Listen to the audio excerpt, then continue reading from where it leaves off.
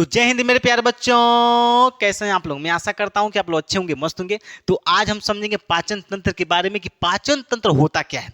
जो कुछ भी हम खाना खाते हैं, दाल चावल रोटी सब्जी दही दूध जो कुछ भी खाते हैं, वो हमारे शरीर के अंदर कौन ऐसा मशीन है, कौन ऐसा औजार है, कौन ऐसा तंत्र है जो भोजन को आसानी से पचा देता है। आप जो कुछ भी खाना खाते हैं, दाल चावल रोटी सब्जी अर्गर बर्गर चाट चाउमीन, आदमी दिन भर कचर पचर खाता रहता है। वो कैसे हमारे शरीर के अंदर आखिर कौन ऐसा मशीन है जो भोजन को पचाने का काम करता है, उसी मशीन के बारे में, उसी तंत्र के बारे में आज की इस वीडियो में हम पूरा डीप से पूरा डिटेल से समझेंगे। बस आप बोर्ड पे ध्यान से देखिए और मेरी बातों को समझने की कोशिश कीजिए। आपका एक एक डाउट क्लियर हो जाएगा और आप जान भी जाएंगे कि पाचन तंत्र क्या होता है, जो हम खाना खाते हैं कैसे पच जाता है। बस आप ध्यान से वीडियो को देखते रहिए, आपका एक एक डाउट क्लियर हो जाएगा। ठीक है, तो सबसे पहले हम समझेंगे पाचन तंत्र होता क्या है, जिसको इंग्लिश में बोलते हैं डाइजेस्टिव सिस्टम। क्या बोलते हैं? Digestive system. देखिए, जो हम खाना खाते हैं यानी खाना को पचाने के लिए जितने भी अंग मदद करते हैं, सहायता करते हैं, उन्हीं सभी अंगों को हम बोलते हैं पाचन तंत्र। क्या बोलते हैं? पाचन तंत्र।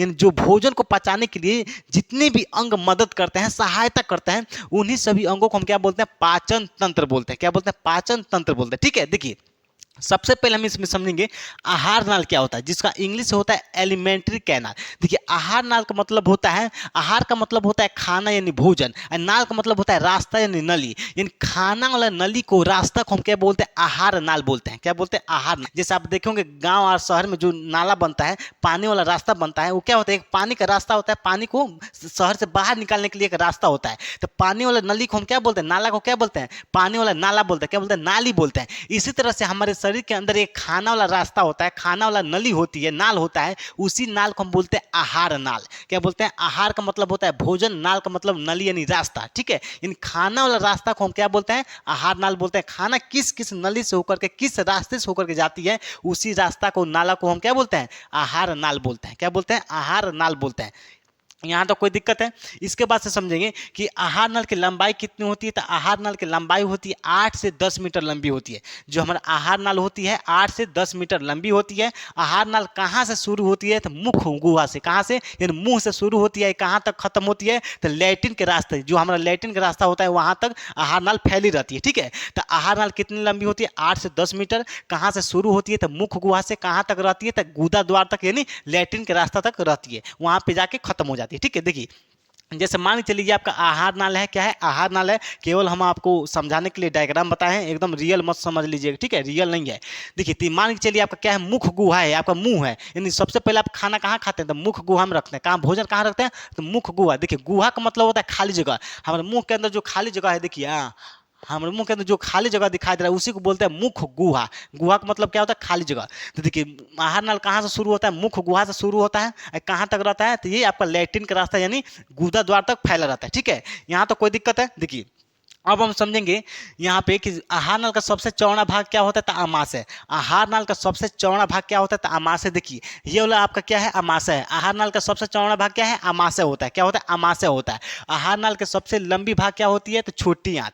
आहार नाल के सबसे लंबी भाग कौन सी होती है? तो छोटी आंत। देखिए, ये जो आपका पार्ट दिखाई दे रहा है, ये वाला जो कुंडली दिखाई दे रही है, इसी को हम बोलते हैं छोटी आंत। ये पतली नली को हम क्या बोलते हैं? छोटी आंत बोलते हैं। क्या बोलते हैं? छोटी आंत बोलते हैं। जो छोटी आंत को जब हम ऐसे पकड़ के एकदम तान देंगे तो एकदम लंबी हो जाती है। क्या हो जाती है? एकदम लंबी हो जाती है। तो आहार नाल के सबसे लंबी भाग छोटी आंत होती है और सबसे चौड़ी भाग आमाशय होती है। यहाँ तो कोई दिक्कत है? बताइए, यहाँ तो कोई दिक्कत है? देखिए, सबसे पहले हम भोजन कहाँ रखते हैं? तो मुख गुहा में। मुख गुहा यानी बकल कैविटी में। उसके बाद से भोजन कहाँ जाता है? तो ग्रास नली में जाता है। उसके बाद से कहाँ जाता है? तो आमाशय में जाता है। उसके बाद से छोटी आंत में जाती है। उसके बाद से बड़ी आंत में जाती है। उसके बाद से मलाशय में जाता है। ठीक है, उसके बाद से जो वेस्ट मटेरियल कचरा बचता है, उसको हम लैट्रिन के रास्ते बाहर निकाल देते हैं। ठीक है, तो हम इसको स्टेप बाय स्टेप एक एक करके समझेंगे, तब आपको एकदम अच्छे से समझ में आएगा। ठीक है, देखिए सबसे पहले हम यहाँ पर समझिए मुख गुहा क्या होता है, जिसको इंग्लिश में बोलते हैं बकल कैविटी। क्या बोलते हैं? Buccal cavity. देखिए, हम बताए हैं अभी को कि गुहा का मतलब क्या होता है? खाली जगह। हमारे मुंह के अंदर जो खाली जगह होता है, उसी को बोलते हैं गुहा। क्या बोलते हैं? यानी मुख गुहा। मुंह के खाली जगह को क्या बोलते हैं? मुख गुहा बोलते हैं। ठीक है, देखिए, जो हमारे मुंह में सबसे पहले हम भोजन कहाँ रखते हैं? मुंह में रखते हैं। तो मुंह में क्या क्या पाया जाता है? तो आपका दांत पाया जाता है, जो भोजन को चबाने का काम करता है। तो देखिए, दांत वाला हम वीडियो हम बना दिए हैं। अगर आप दांत वाला वीडियो नहीं देखें तो जाकर के पहले उसको देखेंगे, तब आपको समझ में आ जाएगा कि दांत का क्या काम होता है, कितने प्रकार के होते हैं। ठीक है, और क्या पाया जाता है मुंह में? तो जीभ पाया जाता है। क्या पाया जाता है? जीभ। जीभ, जीभ का काम होता है भोजन जो हम खाना खाते हैं उसको उसमें लार मिलाता है। क्या बनाता है? लार मिलाने का काम करता है, यानी लार लभेड़ने का काम करता है। तो भोजन में लार कौन लभेड़ता है, कौन मिलाता है? तो आपका जीभ मिलाती है। भोजन को कूचता कौन है, यानी छोटे छोटे टुकड़ों में तोड़ने का काम कौन करता है? तो दांत करता है। कौन करता है? दांत करता है। और मुंह में क्या पाई जाती है? लार ग्रंथियां पाई जाती हैं, जो लार बनाती हैं। क्या बनाती हैं? लार यानी जाती हैं जो हमारे एक दिन में 1 से 1.5 लीटर लार बनाती हैं। लार ग्रंथियां कहाँ पाई जाती है? मुंह में, यानी मुख गुहा में आपका दांत पाया जाता है, जीभ पाया जाता है और लार ग्रंथियां पाई जाती है। ठीक है, तो दांत के बारे में हम वीडियो बना दिए हैं, जीभ के बारे में भी वीडियो बना दिए हैं और लार ग्रंथि के बारे में भी वीडियो बना दिए हैं। अगर आप दांत जीभ वाला वीडियो नहीं देखें तो जाकर के पहले उसको देखिए, तब इसको देखेंगे, तब आपको एकदम अच्छे से समझ में आ जाएगा। ठीक है, देखिए अब इसके बाद से भोजन कहाँ आता है? तो ग्रास नली में आता है। ग्रास नली को इंग्लिश में क्या बोलते हैं? ईसोफेगस बोलते हैं। ठीक है, देखिए ग्रास नली की लंबाई कितनी होती है? 25 सेंटीमीटर। कितनी होती है? 25 सेंटीमीटर। ध्यान से देखिए, ये आपका मुख गुहा हो गया। सबसे पहले भोजन कहाँ जाता है? मुख गुहा में। ये वाला जो नली दिखाई दे रही है इसी को हम बोलते हैं ग्रास नली। क्या बोलते हैं? ग्रास नली। तो ग्रास नली की लंबाई कितनी होती है? तो 25 सेंटीमीटर। ग्रास नली की लंबाई कितनी होती है? 25 सेंटीमीटर होती है। इसमें क्रामाकुंचन गति होती है। क्रामाकुंचन गति का मतलब होता है यानी भोजन को नीचे सरकाने का काम करती है, तो उसी को बोलते हैं क्रामाकुंचन गति। तो ग्रास नली में कौन सी गति होती है? तो क्रामाकुंचन गति होती है, यानी भोजन को नीचे सरकाने का काम करती है। ठीक है, यहाँ तो कोई दिक्कत है? तो देखिए ग्रास नली में कोई पाचन नहीं होता, यानी ग्रास नली में कोई भी भोजन का पाचन नहीं होता है। बस यह एक नली होती है भोजन को सरकाने के लिए, यानी अमाशय में ढके लेने के लिए एक नली होती है। ठीक है, यहाँ तो कोई दिक्कत है? उसके बाद से भोजन कहाँ आता है? देखिए आप सबसे पहले भोजन मुख गुहा में रखे हैं, उसके बाद कहाँ गया? ग्रास नली में। उसके बाद कहाँ आता है? अमाशय में। तो अमाशय, देखिए अमाशय के इंग्लिश में क्या बोलते हैं? एस्टोमच बोलते हैं। क्या बोलते हैं? एस्टोमच बोलते हैं। अमाशय का आकार कैसा होता है? जे आकार का होता है। इसका अमाशय का मेन काम होता है भोजन को इकट्ठा करने का काम करता है। जैसे अब शादी ब्याह में अगर आदमी नया नया जाता है तो देखता है कुछ ना कुछ एकदम नया नया खाने के लिए मिलता है, तो आदमी उसको एकदम एकदम हवा हवा खाता है, एकदम धधा के खाता है। ठीक ना, एकदम जल्दी जल्दी खाता है। तो जो अमाशय होता है उसमें क्या होता है? अमाशय क्या करता है? भोजन को इकट्ठा करता है, फटाफट क्या करता है? उसको इकट्ठा, जितना ही जल्दी जल्दी भोजन करते हैं अमाशय क्या होता है? उतना ही जल्दी जल्दी भोजन को क्या करता है? इकट्ठा करता है। यानी भोजन को इकट्ठा करने काम कौन करता है? यानी संचित कौन करता है? तो आपका अमाशय करता है। कौन करता है? अमाशय। भोजन को इकट्ठा करने काम कौन करता है? तो अमाशय करता है। इसका आकार कैसा होता है? जे आकार का होता है। इसकी लंबाई कितनी होती है? तो 25 से 30 सेंटीमीटर लंबी होती है। अमाशय की लंबाई कितनी होती है? तो 25 से 30 सेंटीमीटर लंबी होती है।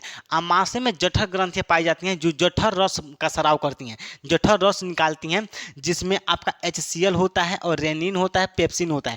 HCl क्या करता है? यह जीवाणु बैक्टीरिया को मारने का काम करता है। क्या करता है? बैक्टीरिया, जैसे हम खाना खाते हैं बिना हाथ, अगर बिना हाथ धोए खा लेते हैं खाना, तो क्या होता है? जो बैक्टीरिया होते हैं खाना के साथ पेट में चले जाते हैं, क्या अमाशय में चले जाते हैं, तो उस बैक्टीरिया को कौन मारता है? HCl मारता है। ठीक है, रेनिन का क्या काम होता है? तो ये दूध को पचाता है, यानी दूध को पचाने, यानी दूध से दही में कौन बदलता है? तो रेनिन बदलता है, यानी दूध को पाचन कौन करता है? तो रेनिन करता है।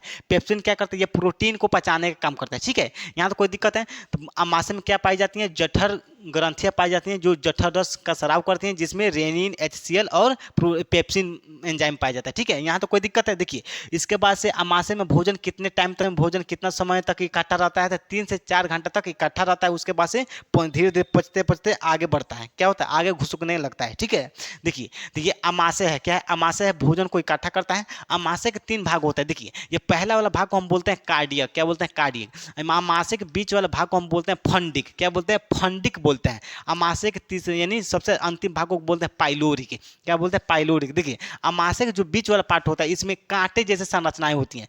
क्या होती हैं? कांटे जैसे संरचनाएं होती हैं। ये भोजन को रोक करके रखती हैं। क्या करते हैं? भोजन को रोक करके रखती हैं। अगर ये आपको कांटे, जिसको हम रूजी बोलते हैं, क्या बोलते हैं? रूजी। अगर ये कांटे नुमा संरचनाएं नहीं रहेंगी तो जो हम खाना खाते हैं एकदम धड़ धड़ा के छोटी आंत में जाने लगेगी। ठीक है ना, तो इसलिए जो कांटे जैसे जो संरचनाएं होती है भोजन को रोक करके रखती है, यानी धीरे धीरे सरकने देती है। ठीक है, और ये कांटा जैसा संरचना रहेगा तो भोजन धड़ धड़ा के एकदम चलाएगा छोटी आंत में। ठीक है, तो इसलिए कांटे जैसा संरचना को हम क्या बोलते हैं? रूजी बोलते हैं।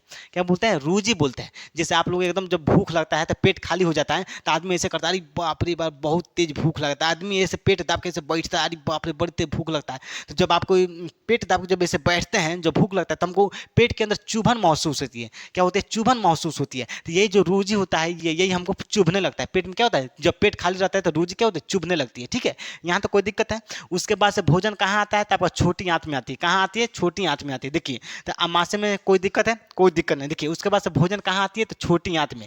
छोटी आंत का इंग्लिश होता है स्मॉल इंटेस्टाइन। ठीक है, देखिए छोटी आंत कितनी लंबी होती है? तो 6 से 7 मीटर लंबी होती है। यह कुंडलित होती है। कुंडलित का मतलब होता है टेढ़ टाण। क्या होती है? एकदम गाजुर माजुर, एकदम टेढ़ टाण होती है, ऐसे होती है। देखिए ऐसे होती है, इसी को हम बोलते हैं कुंडलित। क्या बोलते हैं? कुंडलित होती है। देखिए ये जो पतला वाला जो नली दिखाई दे रहा है ना, यही क्या है? आपका छोटी आंत है। देखिए कुंडलित है। कैसा है? कुंडलित। जैसे आप देखेंगे गांव देहात में जो बकरा कटाता है, या आप मार्केट करने जाते होंगे चिकन लेने, तो वहाँ पे मुर्गा काटता है सब, तो उसका जो लैदा पचौनी होता है, आप देखेंगे जो उसमें से जो लैदा पचौनी निकालता है, उसी को हम बोलते हैं छोटी आंत, बड़ी आंत। देखिए एक मोटा वाला नली होती है जिसको हम बोलते हैं बड़ी आंत, एक पतली नली होती है उसको हम बोलते हैं छोटी आंत। तो पतली नली जो होती है वो छोटी आंत होती है और लंबी होती है, जो बड़ी आंत होती है मोटी होती है, छोटी होती है। और एक थैली जैसे एकदम झोला जैसे, थैला जैसे एक होता है जिसको हम बोलते हैं अमाशय। क्या बोलते हैं? अमाशय। उस थैले जैसे जो संरचनाएं होती हैं उसमें क्या होता है? भोजन इकट्ठा रहता है। क्या रहता है? भोजन इकट्ठा रहता है, और उसमें से धीरे धीरे पचते पचते कहाँ आता है? छोटी आंत में आती है। ठीक है, यहाँ तो कोई दिक्कत है? देखिए तो इसकी लंबाई 6 से 7 मीटर लंबी होती है और इस कुंडलित होती है। देखिए छोटी आंत में भोजन का पूरा पाचन हो जाता है, यानी भोजन का पूर्ण पाचन कहाँ होता है? तो छोटी आंत में। क्वेश्चन पूछता है कि भोजन का पूर्ण पाचन किस में होता है, कहाँ होता है? तो छोटी आंत में होती है। कहाँ होती है? छोटी आंत में होती है। छोटी आंत में आपका रसांकुर होता है जिसको विलाई बोलते हैं। छोटी आंत में रसांकुर का मेन काम क्या होता है? जैसे मान चलिए आपका छोटी आंत है, तो छोटी आंत में क्या होता है? ऐसे ऐसे रसांकुर होते हैं। क्या होता है? रसांकुर अंगुली नुमा जैसे संरचना, अंगुली जैसे संरचना होती है। ये क्या करता है? जो भोजन पचता है तो उसको अवशोषण यानी सोखने की क्षमता को, यानी दर को बढ़ा देती है, यानी अवशोषण के दर को बढ़ाने का काम करती है, यानी जल्दी जल्दी सोखता है। ठीक है, तो जो रसांकुर होता है उसका काम क्या होता है? ये भोजन को यानी अवशोषण के दर को बढ़ा देते हैं, यानी सोखने की कैपेसिटी यानी ज्यादा हो जाती है, जल्दी जल्दी सोखते हैं। ठीक ना? तो बढ़ते हैं। ठीक है, यहाँ तो कोई दिक्कत है? उसके बाद से भोजन कहाँ जाता है? बड़ी आंत में। बड़ी आंत का देखिए यहाँ से भोजन आमाशय से होते हुए कहाँ आया? छोटी आंत से, यानी छोटी आंत में भोजन का पूर्ण पाचन हो गया। उसके बाद से कहाँ जाता है? तो आपका बड़ी आंत में। ये आपका मोटा वाला नली क्या है? आपका बड़ी आंत है। ठीक है, तो बड़ी आंत की लंबाई कितनी होती है? जिसको इंग्लिश में बोलते हैं लार्ज इंटेस्टाइन। बड़ी आंत की लंबाई होती है 1 से 1.5 मीटर लंबी होती है।